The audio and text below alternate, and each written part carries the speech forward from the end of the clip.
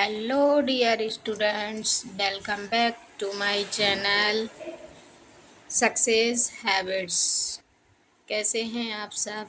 I hope आप सभी अच्छे होंगे और बहुत ही मन लगाकर पढ़ाई कर रहे होंगे। आज मैं आपको इंग्लिश की बुक NCERT बुक का लेसन 8 द मून रीड करवाऊंगी। तो जिसको भी ये चैप्टर पढ़ने में दिक्कत हो रही है तो ये बच्चे इसको बड़ी ध्यान से सुनेंगे और उनको ये चैप्टर बहुत अच्छे से समझ में आ जाएगा। तो चलिए लेट्स गेट स्टार्टेड। सबसे पहले लिखा है द मून मीन्स होता है चंद्रमा।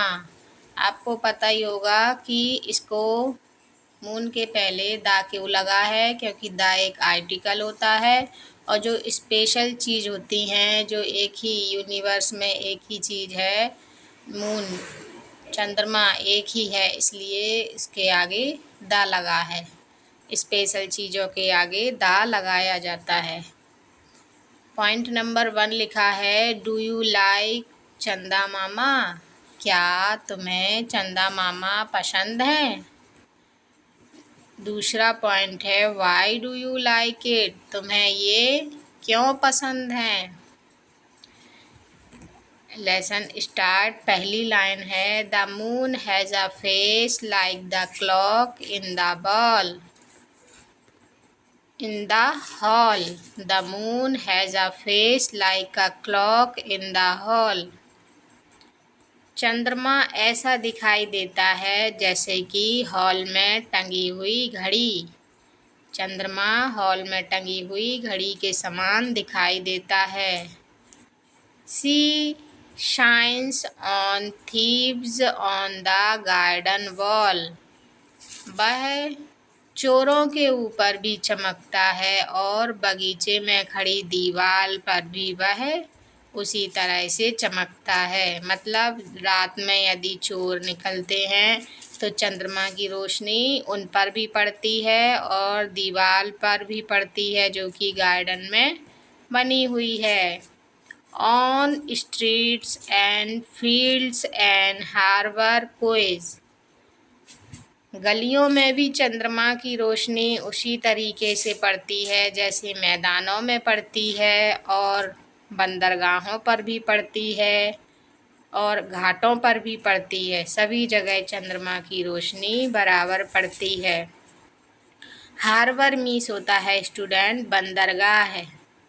बंदरगाह यदि आपको नहीं पता है तो मैं बता देती हूँ, जहाँ जहाज़ रुकते हैं, जहाज़ों का जो स्टेशन होता है, जैसे रेलवे का स्टेशन होता है, बसों का बस स्टैंड होता है, उसी तरीके से एरोप्लेन का भी हवाई अड्डा होता है, एरोप्लेन का प्लेटफॉर्म होता है। उसी तरह से जहाज़ जहाँ रुकते हैं, जहाज़ का माल जहाँ से लोड किया जाता है, जहाँ उतारा जाता है समुद्र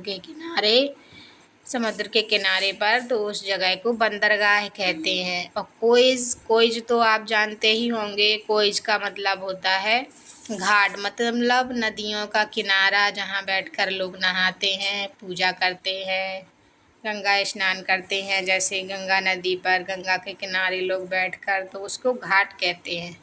इस तरीके से सभी घाटों पर, सभी बंदरगाहों पर, मैदानों में और गलियों में भी चंद्रमा की रोशनी समान रूप से पड़ती है।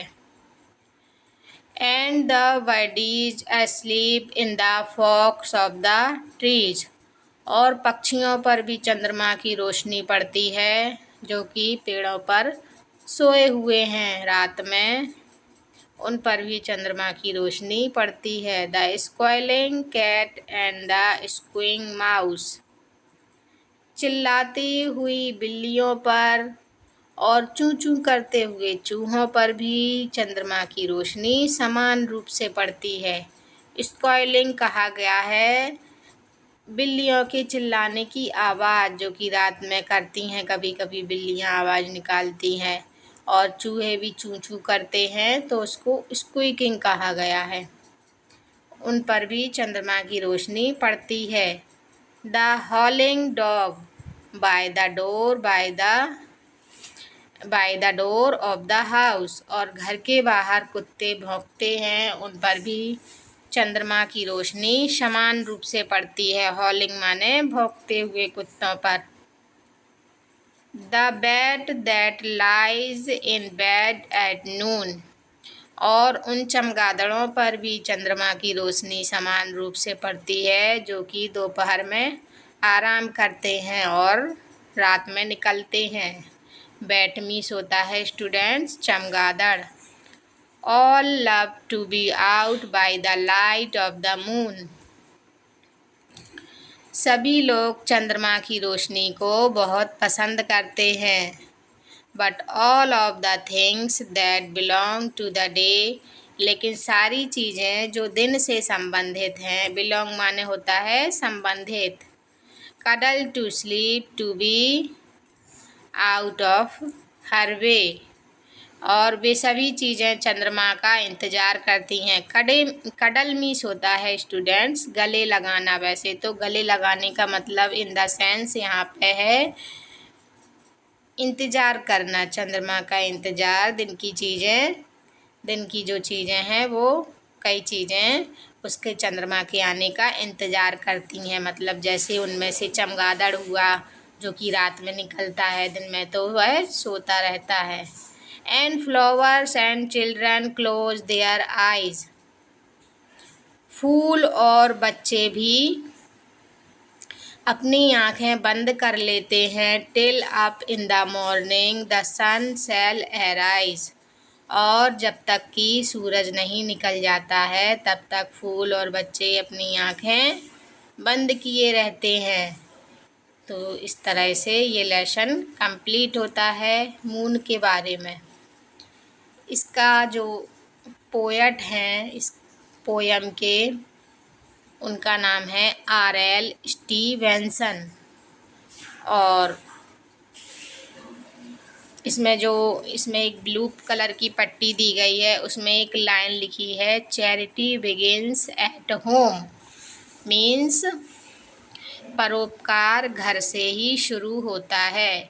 यदि हम बच्चों को सहायता करना सिखाते हैं दूसरों की, तो वो हमें घर से ही शुरुआत करनी पड़ेगी। यदि बच्चे घर पर एक दूसरे की सहायता करते हैं तो फिर वो बाहर भी ऐसा ही करेंगे। इसलिए इसमें लिखा है कि परोपकार जो है वो घर से ही शुरू होता है।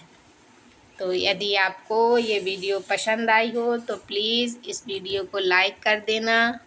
यदि आप चैनल पर नए हों तो प्लीज़ इस चैनल को सब्सक्राइब कर लेना।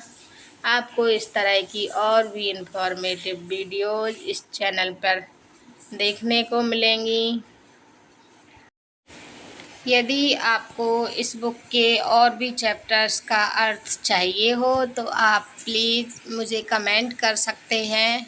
मैं आपके लिए इस तरह की और भी चैप्टर रीडिंग्स आगे बना दूंगी। आपको जो भी चैप्टर चाहिए हो तो प्लीज़ कमेंट ज़रूर करिएगा। और इसकी यदि आपको एक्सरसाइज में दिक्कत आ रही हो तो मैं इसकी एक्सरसाइज की वीडियो भी आपको बनाकर अपलोड कर दूंगी यूट्यूब पर आपके लिए। तो आपके लिए ये बहुत ही हेल्पफुल रहेगी। Thanks for watching dear students.